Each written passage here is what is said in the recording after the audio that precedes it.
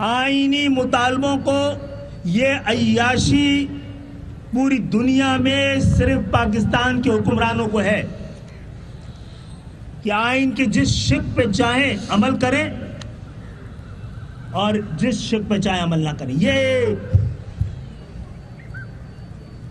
Choice کبھی کسی اور جینوئن جمہوریتوں میں کسی حکمرانوں کو حاصل ہے؟ تو ہمیں تسلیم کر لینا چاہیے کہ پاکستان میں جاگیردارانہ جمہوریت ہے، اور جہاں جاگیردارانہ نظام ہو وہاں جمہوریت ہو ہی نہیں سکتی. یہ ممکن ہی نہیں ہے کہ جاگیردارانہ نظام بھی ہو، وہاں جمہوریت بھی ہو، وہاں تعلیم بھی ہو، وہاں ترقی بھی ہو. تو ایک تو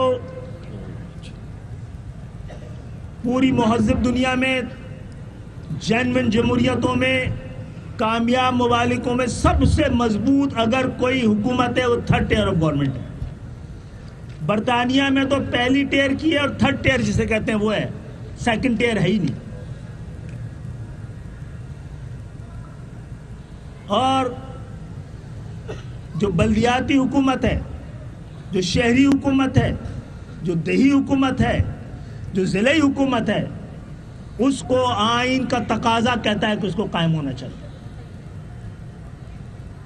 تو یہ اب ہمارے ساتھ ساتھ میڈیا کی ذمہ داری بھی ہے جو یہ بتائے کہ واحد رستہ جس کے ذریعے جمہوریت کے ثمرات عام پاکستانیوں تک پہنچنے چاہیے، اس پر رکاوٹ کون بن رہا ہے؟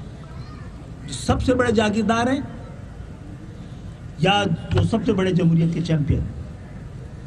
اس کے ساتھ ساتھ آئین کا آرٹیکل ایک یہ بھی کہتا ہے